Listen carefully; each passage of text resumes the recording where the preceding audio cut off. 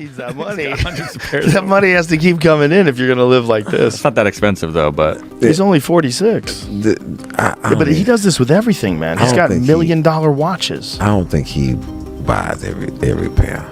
You gonna give them to him? Yeah. Putting lies on my name, putting lies on me and my team and my family, and hurting my business. We're not talking about millions. We're talking about billions of dollars. We can't do that. So this is my first time ever filing a lawsuit against a media company. I'm shopping, spending money, living life. Money made. In his harsh response to the recent Floyd Mayweather bankruptcy news, Joe Rogan has shown how even the wealthiest sportsmen can be destroyed by excessive spending. Referencing Mayweather's IRS problems, he made the argument that financial success does not justify evading obligations, like taxes, and implied that unbridled luxury and inadequate financial preparation ultimately result in catastrophe.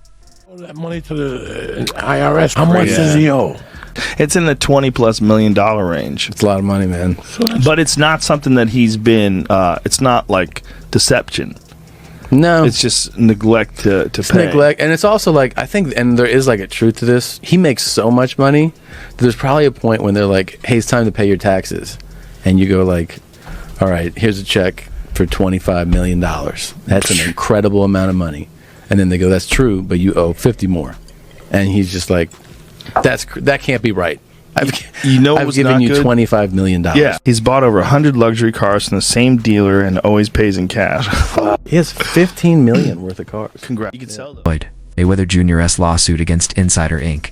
marks a significant shift in his public persona. The article at the center of this defamation action questions the validity of a massive $42 million real estate deal purportedly involving the boxing legend. According to the lawsuit, the magazine purposefully misrepresented Mayweather's financial transactions, portraying him as dishonest or lying about his fortune. If true, the 62-building claim would rank among the biggest single real estate transactions in recent history.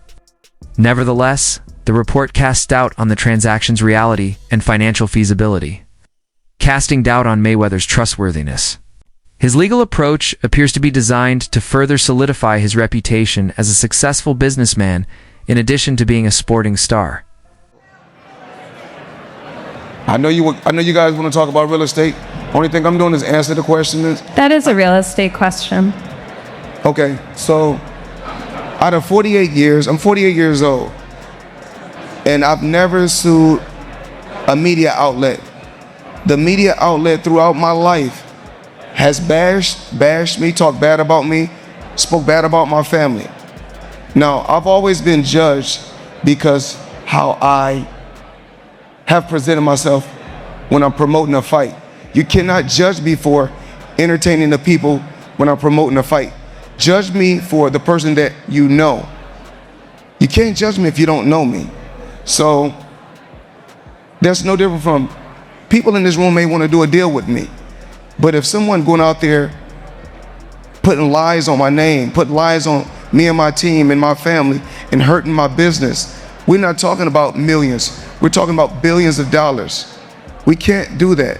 So this is my first time ever filing a lawsuit against a media company. The main points of Mayweather's reply are the article's apparent prejudice and the lack of what he refers to as concrete documentation. He asserts that his legal team sent Insider Inc. a wealth of evidence supporting the veracity of the real estate allegations. But that evidence was purposefully omitted in favor of a more dramatic story by highlighting the fact that this is his first case of this kind against the media. Mayweather wants to draw attention to how serious the situation is. His emphasis on protecting his identity points to a larger plan in which he positions himself as a competent businessman who's being singled out by careless journalists. To build my name, to build my reputation, and I'm not gonna let anyone go out there and smear my name and talk bad about me, talk bad about my family, or talk bad about my company.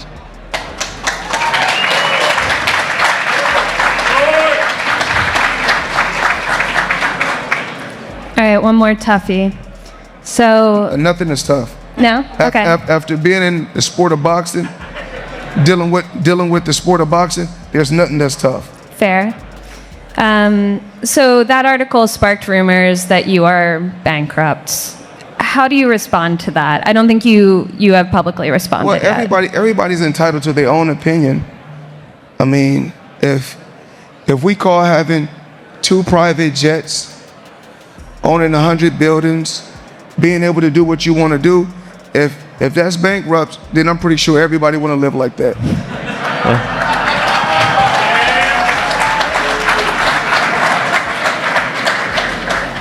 Okay, so I think we'll end with this one. When I spoke to you all last week, you were riding around Miami. You were looking to buy even more. Yes. Have you bought anything in the week since we last spoke?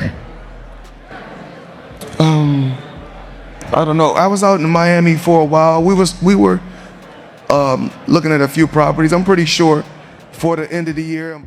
By highlighting the lack of openness around Mayweather's commercial activities and implying that public perception doesn't necessarily align with reality. Stephen A. Smith's article exacerbates an already raging debate.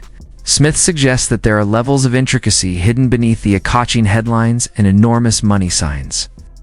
Even if he doesn't explicitly criticize Mayweather's case, he is skeptical since Mayweather's commercial endeavors frequently appear to be motivated more by appearances than by principles. This suggests that even though Mayweather may portray himself as a commercial tycoon, the foundations of his endeavors may not hold up to examination. I can't count the amount of examples where I saw people getting laid off, and then I see somebody come up right behind and get some contract. Business does business. You never know what's behind the goal of a business per se. What you do know is the work that you put in. If you're smart enough, what value comes with that work. And then at the same time, you also pride yourself in being very, very reasonable. I haven't, and I'm not going to talk about my contract negotiations with ESPN. They are ongoing. I think the talks have been very pleasant. I think we're making progress. We'll see what happens. If it works out, it works out. If it doesn't, I've got decisions to make because I got a future to think. Instead of concentrating on proving his financial credibility with intricate contracts or bank records, 50 Cent's comments struck a chord by highlighting the lack of supporting proof for the real estate claim. Legal threats are what Mayweather is relying on. Critics like 50 Cent are drawn to this tactic. The lawsuit is not so much a valid gripe as it is a pretext. It's presented as a power move to scare denters rather than prove the truth. And in a society that is already cynical of stories about celebrity riches, these skepticisms speak to an audience that is growing more suspicious of what goes on behind glitzy exteriors. Description where y'all can watch that in full, and as we have already seen, 50 Cent has been very involved in critiquing, taking shots at Floyd Mayweather, and when this came across his desk, he did nothing other than that. If that's the case, it's going nowhere because you didn't do the deal, champ. He must have named the writer separately to make him have to pay his own legal team. The champ is mad, and 50 most definitely promoted his brands and everything with that because 50 Cent has came into question about this deal that Floyd Mayweather has struck, showed his real estate businesses, and people started diving into it. Floyd Mayweather has been defending it, but I just realized he put this $100 million lawsuit in against Business Insider, saying that they have been going at him for a long time now, coming at his family, coming at his team, and saying these derogatory things and defaming him, so he won $100 million. The suit lost in the Southern District of New York names Insider Inc. and reporter Daniel Geiger as defendants. It is centered around reporting by Geiger about real estate deals Mayweather Jr. publicly discussed, including an agreement to buy a 62-building Manhattan apartment portfolio. Geiger reported in late March that there is no evidence that there has been a sale. According to the lawsuit, Geiger embarked on a campaign of harassment and defamation categorized by aggressive and misleading journalism that not only distorts the truth, but seems driven by a deep-seated bias against Mr. Mayweather's success. It claims that Geiger refused to review documentation proving the deals in question happened, and suggests that there's a racial component to the reporter's work. Mayweather has frequently exhibited a nonchalant manner in interviews. But when asked about money, that assurance gives way to uncertainty. When faced with bankruptcy speculations, His unwillingness to provide concrete figures or details does little to quell the flames. He invites more conjecture rather than providing clarification. Public people typically rely on perception to preserve power, and when those impressions begin to break, the absence of openness accelerates the unwinding. So that article sparked rumors that you are bankrupt. How do you respond to that? I don't think you have publicly responded. Well, everybody's entitled to their own opinion. I mean, if we call having 2 private jets, owning 100 buildings, being able to do what you want to do, if that's bankrupt, then I'm pretty sure everybody want to live like that.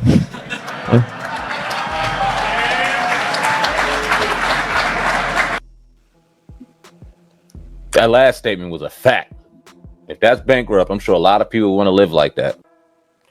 I'd sell a few of them planes, especially if I was going bankrupt. But yeah, wouldn't be a bad lifestyle to have. Now, Floyd Mayweather isn't the most articulate person. He does not articulate himself the best. This has been well known throughout his career. He is a prize fighter. He is a master promoter. He is a great business person.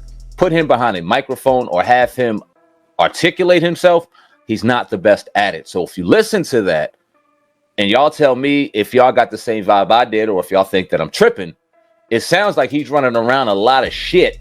And it's like, all right, bro, yeah, you might be going bankrupt. But let's understand something real quick.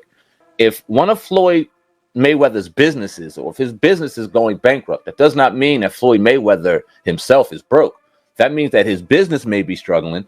Oh yeah, his business may be struggling, and you could file for bankruptcy. I think it's 13 or 9, chapter 13 or chapter 9, or whatever the case may be. Floyd Mayweather's public claims of having no tax liabilities stand in sharp contrast to documented IRS actions against him. For a man who has built his brand on the image of financial invincibility, allegations of unpaid taxes pose a significant threat. Tax evasion or unresolved balances aren't minor issues, especially for someone who presents himself as a self-made mogul with unmatched wealth. Legal action from the IRS not only lends credibility to critics, but also opens the door to deeper scrutiny of Mayweather's overall financial stability. This contradiction between his public image and legal reality chips away at the persona of flawless financial control he's carefully cultivated. Moreover, questions surrounding his real estate investments further complicate the narrative. Mayweather often cites a $400 million real estate portfolio as proof of his long-term financial success, yet verifiable details remain scarce. The lack of transparency, combined with mounting legal concerns, raises doubts about whether his empire rests on sound financial strategies or is largely a carefully curated illusion designed to uphold his public legacy. Money made, Aaron Mayweather too. No money green on him. Change it up. Change it up. Change it up. That's what we do. There you go. There you go. There you go. That's what we did. I need everybody, all the fighters all around the world, MMA, boxers, follow this man right here. We get the job done. Money man, and y'all know the rest. The boundaries between fact and PR spin are getting fuzzier in Mayweather's case, as social media has turned into a battlefield for narratives. Although the lawsuit's goal may be to silence critics, it has also created opportunities for more research and discussion. In addition to doubting the veracity of his fortune, fans are also raising doubts about the reasons for the case. The legal action appears to add to the mystery rather than shed light on his stance. Apparently, Floyd Mayweather files a $100 million lawsuit against Business Insider over real estate deal report. Damn, that's an expensive lawsuit. The lawsuit comes after a report by Business Insider journalist Daniel Geiger claimed that the 62-building Manhattan real estate portfolio that Mayweather announced he acquired never actually occurred. Geiger's report stated there was no evidence a sale was made. Mayweather's lawsuit claimed that Geiger refused to review documents of the deal, and it was an attempt by Geiger to publicly humiliate Mayweather. They embarked on a campaign of harassment and defamation characterized by aggressive and misleading journalism that not only distorts the truth but seems driven by a deep-seated bias against Mr. Mayweather's success. Floyd Mayweather. No, damn well he did not write that. And why would he? You know, he's talking about himself in third person. That's so cringe. Business Insider has provided a statement to Front Office Sports saying, "We will vigorously defend against this meritless attempt to discredit our reporting and smear our reporter."